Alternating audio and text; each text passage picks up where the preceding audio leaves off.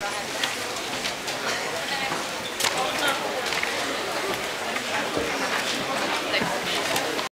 täällä Helsingissä halutaan järjestää toimintaa ja toivotaan, että muut ihmiset muissa yliopistokaupungeissa osallistuvat.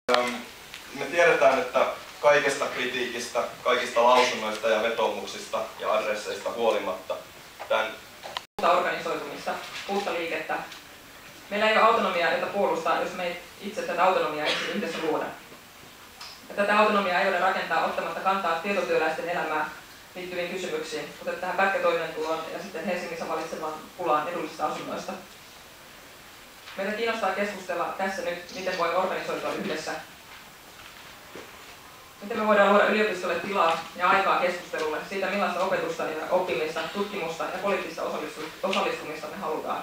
Sardi and Marco La Rosa, I hope at least got to say names at least and somewhere right, to talk about the student protest in Italy. Please.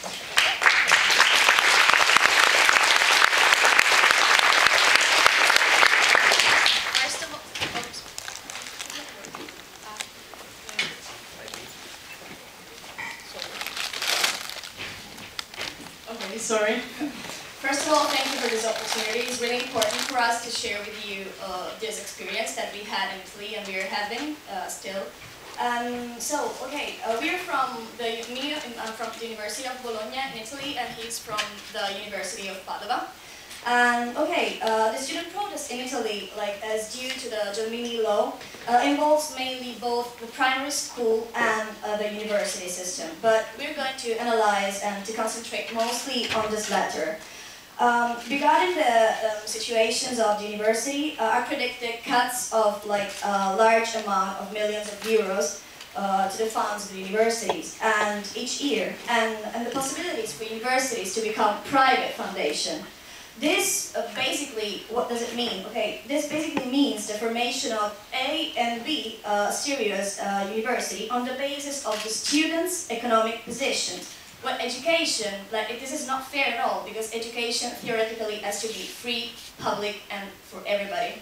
And yeah, that's what about the main negative points of this reform. So, Marco? Yeah.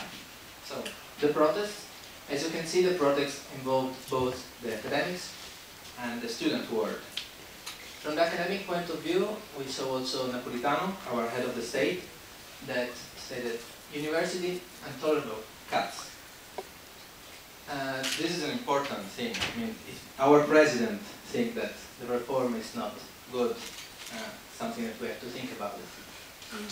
From the academics, we have rectors that brought letters to all politicians, and especially Berlusconi and Gelmini. And also Nobel Prizes tried to convince them that maybe the reform wasn't so good. And of course the students. We had many manifestations. The principal one was in Rome with more than 1 million participants. So the newspaper called it L'Onda Anti-Gelmini, the anti-Gelmini wave. Now I will show you a photo.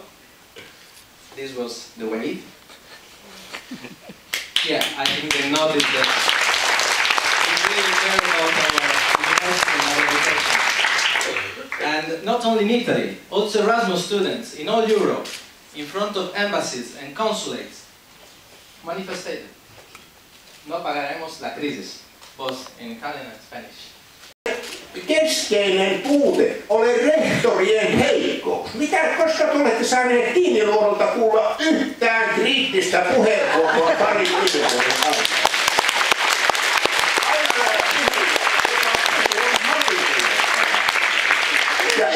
Ja hän on puhunut, että koko lainsäädäntö on selvä ja se nyt on vaan muotojuttu tommonen eduskunnassa käyttäminen ja siihen liittyvä keskustelu.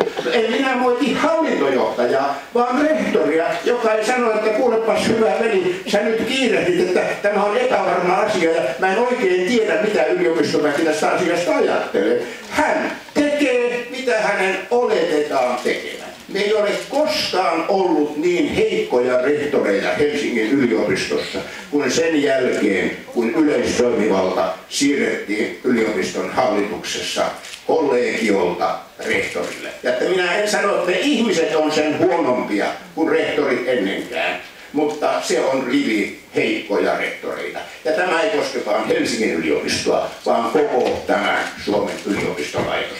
He eivät tukeudu enää yliopistoyhteisöön, vaan siihen suurkaaniin, joka ei kyllä ole opetusministeriössä, vaan se on valtiovarainministeriössä.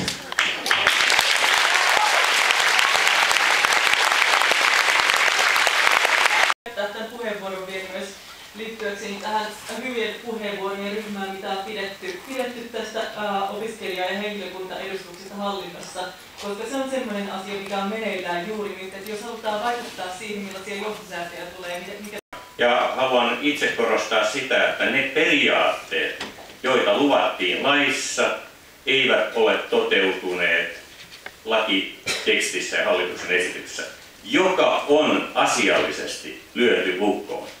Toinen vaatimus on se, että ennen kuin hallitus antaa esityksensä eduskunnalle, se aukaistaan ja se keskustelu, joka yliopistoissa on käyty, otetaan huomioon. Ajatelkaa, yliopistoyhteisön enemmistön kanta, opiskelijoiden, professoreiden ja tieteentekijöiden kannat on sivuutettu. Kenen kanta siellä oikeastaan on huomioon? Tätä kannattaa miettiä ja miksi. Ainakaan mulla ollut silleen todellakaan mitenkään selviä.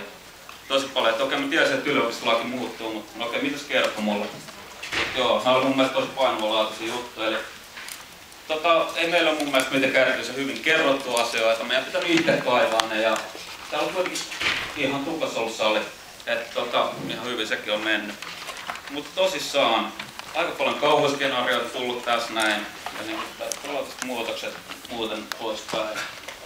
Mutta tässä on tulos nyt, mä vaan halusin sen takia painottaa tätä, että tässä on tuossa tulos mielenosoitus ja näin poispäin. Tää vaatii, että kaikki olisi mukana tässä toiminnassa. Ja tää on niinku tosi kiva nähdä, että täällä on näin paljon jengiä. Okei, me ei ehkä saada 1 miljoonaa ihmistä siihen niin, että todessa on vähän eri juttu, mutta toivohan me silti on siinä. Niin. Ja laitoksen henkilökunta, tää on nyt nähtävästi tosi paljon kanssa koskettaa teitä, niin kuin puheenvuorosta kuulta, ja se olisi tosi mukava nähdä teidätkin vaikka niin Italian tyylinsä ja kadulla meidän kanssa. Siellähän oli opiskelijat ja profat yhdessä otettu mieltä siinä, että kaikki on sit mukana siinä toiminnassa, koska tää selvästikin koskettaa myös teitä. Mutta joo, se on niinku, halutaanko me keskittyä vaan opiskeluun niin kuin tätä perustellaan meille, niin en mä tiedä. Mun mielestä ei olekaan hallinnollisia tehtäviä. Kolmikannasta kiinni pitäminen on mun mielestä vain itsestään selvä juttu. Eli mulla ei muuta. Kaikki mukaan kuulemistilaisuuteen, mielenosoitukseen. Tää ei tule millään muulla kuin toiminnan menee eteenpäin. Me puhutaan paljon, mutta mitä enemmän saada jengiä kasaan, no ehkä pakko ottaa meitä tosissaan.